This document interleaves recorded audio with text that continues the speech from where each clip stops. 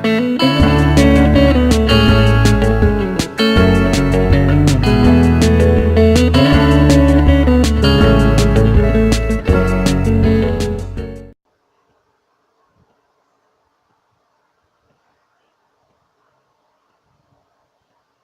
guys, welcome back to playing the Elementalists Chapter 7. Professor Swan is finally willing to give you some answers, but will you really get the truth? Probably not, because this is PB what we're talking about. This is just, we don't get answers early. So I'm just prepared to not get any answers. Just get like half answers maybe.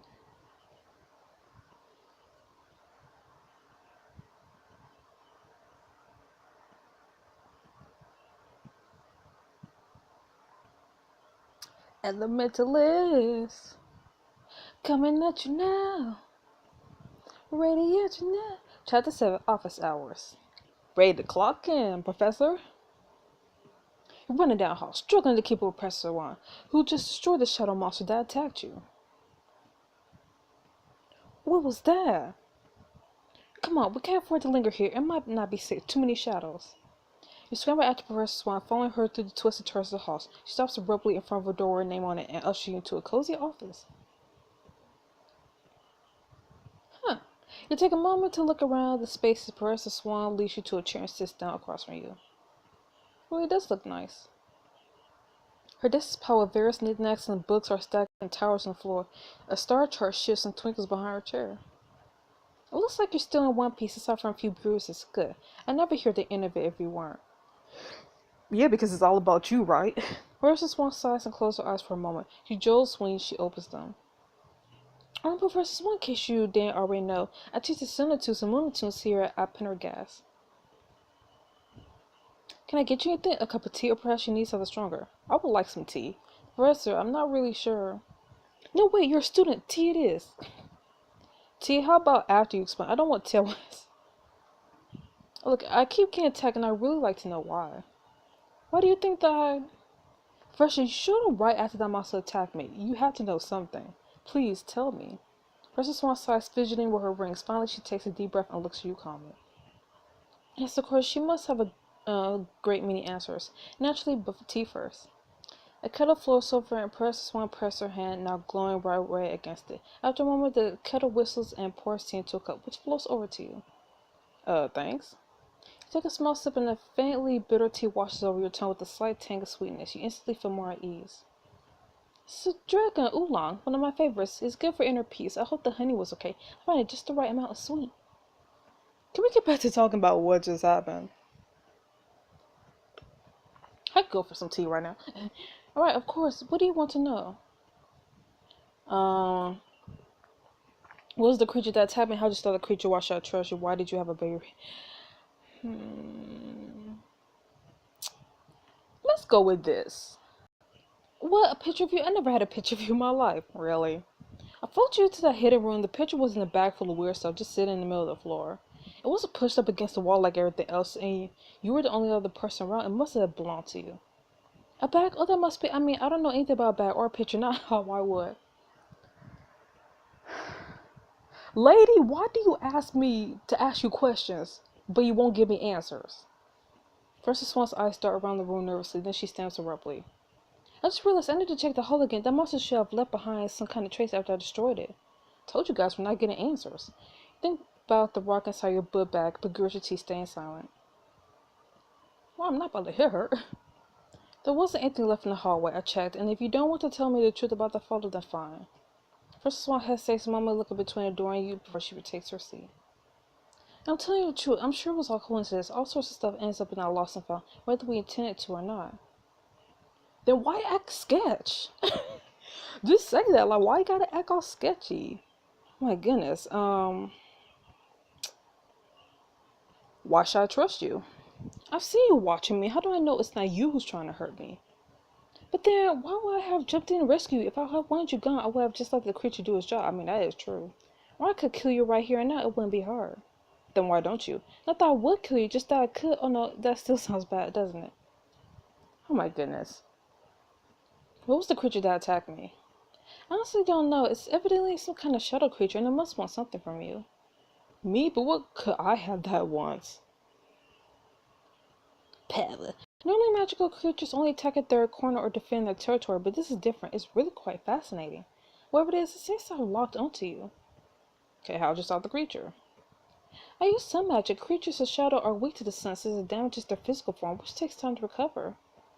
So you're saying the monster could come back and attack me again? No, at least I think not. Once a creature has dissolved like that, it will take a truly powerful force to bring it back. You can think of it like this. If you cut a tree down, you won't expect the tree to rise again from a stump. True. I'm sorry, I was trying to teach him all. There won't be a quiz in this later, I promise. You shake your head trying to make sense of all this new information, which isn't much. Look, I just don't get it. This is the second monster that's attacked me. I don't think that's random. It's like a target has been placed on your back, drawing these monsters in. So you're saying I'm being haunted? What am I? Yes, but I'm working on figuring out who is coming at you, but in the meantime, we need to be cautious. It'd probably be best for you not to tell anyone what happened. We don't know who we could trust. I trust Becky. But what if another monster comes after me?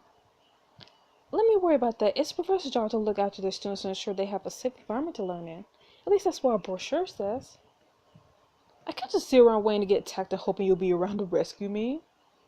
Mrs. Swan checks a strange-looking device on her wrist. She hums to herself and then nods.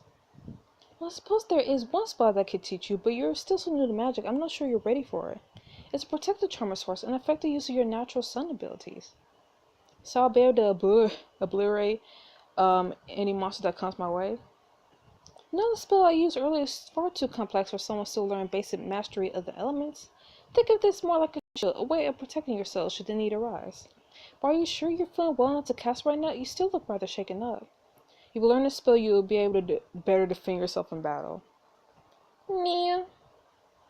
I was told that there was going to be like 2 spells that cost diamonds, so in this chapter. That's understandable. You had quite a busy day. But please try to keep those creatures away from me. I'll be happy to never see another one again. Don't worry, Desmond. I've got a good handle on the situation. Do you really? Versa Swan pursed her lips and thought, forehead creasing. If I still haven't figured out how they're getting through the walls or if they're coming through them at all. That's my problem, not yours. Now, if you excuse me, I got to get back to my research. But there's still so much I don't understand. I think you'll learn quite enough for one day. I'm sure you'll feel better after a good night's rest. And remember, it's prudent that we keep the monster and these attacks quiet, just until we figure out who we could trust. With a defeated sigh, you head towards the door. Professor Swan calls out to you. Keep up your magical studies. We'll be starting your sun attunement practice soon. I'll try to be prepared. Okay. Go straight from Professor Swan's office to the dining hall, looking for your friends. Hey, party people. Professor Swan said I need to be cautious, but these are my friends. I know I could trust them. Yeah. Easily spot them at one of the tables I had over. Desmond, where have you been? You missed me shoving a whole piece of fizzleberry pie in my mouth. Wow. I won't say you actually missed anything. It was disgusting. Hey, Desmond, you came in here in a hurry. Is everything okay? I've been better. You won't believe what happened to me, but we shouldn't talk here. I don't want the whole school to know about. You don't want to know what the whole school to know about what? Becky! Turn to see Becca at a nearby table, leaning back in his chair, head inclined towards you. You're like everywhere. Do you just follow us around and eavesdrop? You're the ones who always talking so loudly. Becca huffs and goes back to reading a book. You whisper. Can't talk here. There's too many people. We need to go somewhere off the grid, somewhere secret. I think I just got the place. Come on, let's get out of here. Can we bring Becca? As you get up from your table, you notice Becca is still sitting alone with the sigh. You walk over to him. Come with us. Well, are you coming? Wait, are you talking to me?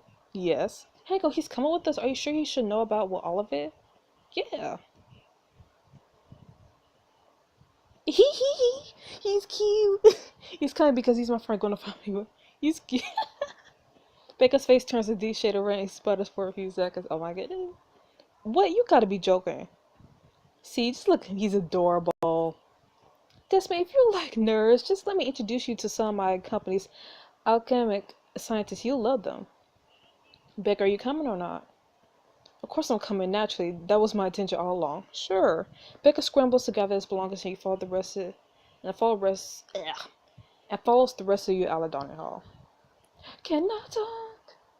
Griffin leads you to the reserved section of the building. You pass by a few empty classrooms. The Griffin stops abruptly at the end of the hall. Is there supposed to be something here? Just hang on a second. Griffin runs his fingers along the wooden paneling of the wall, searching. He presses his hand forward and a piece of wood sinks in. Suddenly, a ladder drops down from the ceiling, revealing a trap door. Seriously, is this place just full of secret passageways? The college has been around for over 3 centuries. Logically, there are places the general student body doesn't know about. And that's a lot nicer than just hiding out in an empty classroom. With the grin, Griffin climbs up the ladder. You glance at the rest of your friends before you grab a rung and follow after him. You come out through the trapdoor and are greeted by a cozy room. A large bookcase is against the wall, holding rocks that seem to change color, and a massive table fills up the center of the room. Small humanoid figurines sitting atop it. It does look nice. Welcome to the Roost. Wow, I want one. Me too. Imagine if this was a secret spot with built-in hot springs. It would just be just like the one I had back home. Maybe Tim would be less grumpy if he had all this space to run around. Also because his name Tim appears from the ether in your arms. You pat his head and your hand comes away sticky with slime. How you doing, buddy? Feeling better after everything that happened earlier? You wipe your hand off and set Tim down on the ground. He hops over to a corner of the room and closes his eyes. I think that means he's okay. You and your friend Sully, you take a deep breath and still yourself before telling them everything, filling in the gaps for Becca and Griffin. Back up for a minute. You're saying that you were attacked by some kind of monster? Yeah, and that's not the first time it happened either. I got attacked the first day I was here, and I saw that weird reflection then too. Except this last monster left behind some kind of rock that's never happened before. Y'all stand silent for a moment, then Griffin clears his throat. When Zeph said you had shelter upbringing, I didn't realize you knew nothing about magic. Forget about that. I was right. I knew that creature that showed up on your first day wasn't just some prank. Yeah, it seems that way. Swan thinks I'm being targeted by someone. But who would want to attack you, Desmond? They must be absurdly talented if they're getting through the school wars. Why do you sound so impressed? Do you have any idea who could be behind it? I think it's coincidence to someone outside the school. I feel like, I don't know. I mean, I feel like it could be someone inside the school, but also someone outside the school. I honestly don't think it's just a coincidence. Like, this is just too much of a coincidence. I'm gonna just say this. That seems like the most logical option. If someone was attacking from within the school, the professors would have called them. The rest of the world really narrows things down for us. It's just millions of people, no big deal. Could literally be anyone. This isn't adding up. Swan said the monsters were after me specifically, but it's not like I did anything. None of this makes any sense. There's this monsters, my reflection, this rock, but it must be something I'm missing. You run a frustrated hand over your face. How am I supposed to figure this out on my own? Shreya puts her hand on your shoulder and smiles at you. Well, you won't be on your own. You have me. And let's be honest, when I'm mental aptitude and business savvy, you don't need much else. Yeah, I'm not about to run away when things have gotten interesting around here. We're a team, Desmond. We'll have your back no matter what. And looking at this motley crew, I suppose I have no choice but to help if anything is actually going to get done. I love you guys. Look around at your friends all determined to help you in the face of danger. Yes, guys, I think we could do this together. Here, and that's a perfect set. You too. Shreya digs around her bag and pulls out a handful of multicolored string bracelets. Wow, nice. PALS, that's so cute. The friendship bracelet, I really didn't want to do my posters homework, and I forgot you all needed some accessorizing. Oh, and they're enchanted so you never have a bad hair day. I think you mean they're enchanted with the power of friendship. Shreya hands you one bracelet, then stops for Beckett. His eyes go wide as she gives him one. Yes, there's one for you. You're like I was so convinced Seth will break his that I made extra. You chuckle to yourself and look back at your bracelet. You try to tie it onto your wrist, but it keeps slipping through your fingers. You glance around at your friends to help. Of course I'm gonna ask Beckett. Like, who do you think I am? Beckett, can you give me a hand? Can't you do anything on your own? Nope. Oh, then let's see you put on yours without any help. Beckett tries to tie the bracelet, almost dropping into the process. He flushes. I just don't feel like wearing it right now. I'm perfectly capable. Sure. Roll your eyes to snatch the bracelet from his hand and tie it around his waist. His blush deepens and he looks pointedly away. When you're through, Beckett ties your bracelet on, his fingers brushing gently over your skin. There, was that so hard? Y'all gather around as Shreya examines you each in turn. Perfection! We already look so much better. I don't see why you're making such a big deal over a bracelet. Why not? Snort shredded and Griffin laughed. Beckett merely shakes his head, pitching the bridge of his nose. We're officially a team now. Everybody in. Wait, we need a team name. Uh-oh. I'm not good at names. But we already have one. It's PALS. Didn't you read the bracelet? No, we need something we all agreed on. Desmond, why don't you do the honors? I am not good at team names. Why can't we just keep it PALS? It's clever. And it's cute. I'm gonna just keep it at PALS, honestly. Obviously, that's the correct choice. I have plenty of experience naming things for Mystery Inc., and the alteration is always the way to go. From the corner of the room, Tim lifts his head. I think that's approval. Griffin holds his hands out and everyone stacks theirs on top. You all bounce your hands in the center and then raise them above your heads. PALS! I hate to be the burster of bubbles, but shouldn't we keep Desmond from getting killed before celebrating? Yeah, good point. Anyone have any idea where we should start? Honestly, do I have to do all the work around here? We should start in the library, preferably later, so some of us can get our homework done. Let's meet up in the library at 10 then. Your friends head towards our door. As you go to follow one, the shadows in the corner seem to shift. Oh no. Desmond, was something wrong? Watch the shadows closely, but they remain stationary. The relief saw you look back at Griffin, who was still sitting comfortably on the floor. Griffin, aren't you coming? Nah, I'm still pretty beat from trials earlier, so I think I'll just stay here. Chill out, listen to some of my favorite muses. Muses? Well, I forgot you're not from around here. It's like a tuneless record, I guess. But trust me, it's way cooler. You're welcome to stay. I'd love to tell you more about my muses or just spend some quality time together. No, I would rather spend time with Beckett. I'm not sure I could focus on my homework even if I tried. Hanging out with you does sound like a lot more fun. Well, then what do you say? Want to stick around and keep me company? If only you were Beckett. Spend time with Griffin to learn more about the magical world and have the chance to share a romantic moment with him. Why can't you be Beckett? Why can't you be Beckett?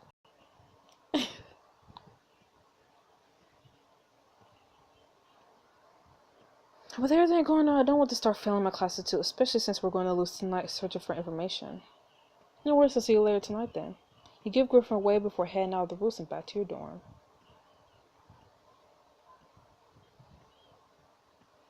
Later that night, you arrive at the library to find your friends already huddled around a table.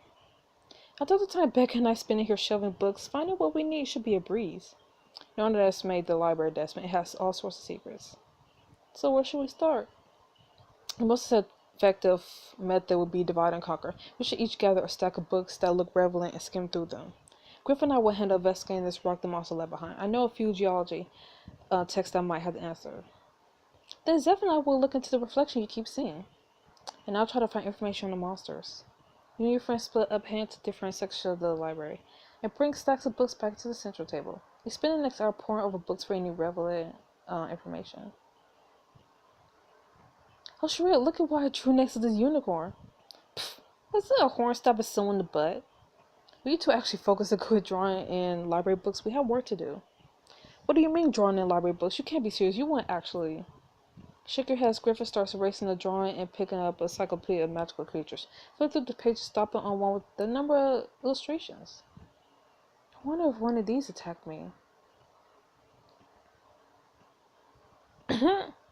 Mr. Red. Kraken. You a kitty!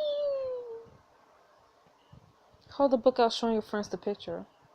What do you think about this one? It looks like it's made of the same substance as the monster I fought. Possibly, let me see that. Becca takes a book from you, his eyes scan a page. It says here that this monster appears sporadically and has only ever been seen on the West Coast. Well then, I guess we better keep looking. The West Coast, you know. In that town full of... As you turn back to the encyclopedia, you glance over at Zeth's book. Its bright colors catch your eye. Rainbow? Zeth, that doesn't look like research. Oh, sorry, I got distracted. Seth rubs the back of his neck sheepishly as he sets the book to the side. Grab another book from the pile when Shred calls to you from a nearby owl. Hey, Desmond, come take a look at this. Did you find something on the creature? Even better, I thought I see the spellwork section had anything in it, and I found this moon spell. It can help our investigation. Moon spell but Shred? That's pretty high level magic. I don't think I could do that.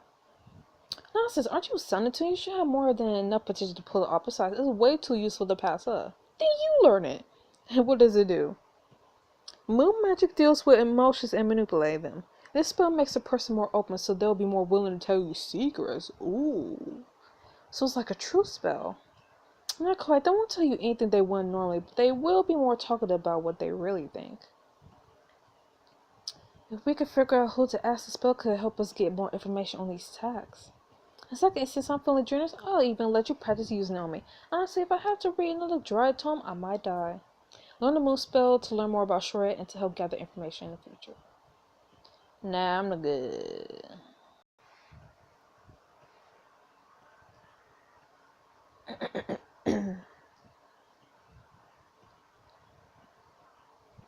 We're here to investigate the creature, not learn spells. We can't afford to get distracted.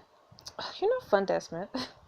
So you hear raised voices coming from your table. You and Shred exchange a look before hurrying back to find Griffin and Beckett arguing. Over what now? It's the best way for us to... It's not an option. What's going on here? He's suggesting ridiculous... What I'm suggesting would make finding what we're looking for a lot easier. What do you mean? I know a spell that summons what a person needs if they concentrate hard enough, including a book with the information you're looking for. It's too risky. If something goes wrong, it could... I'm fully capable. The spell just involves placing my hand on the forehead of the person I'm casting on. It's not a big deal.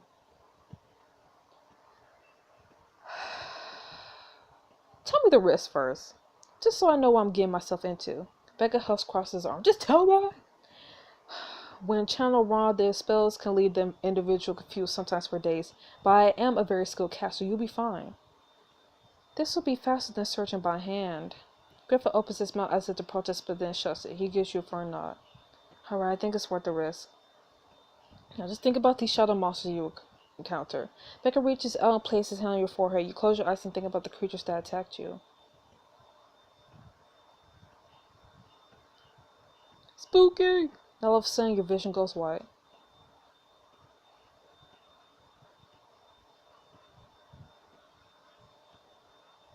Out like a light.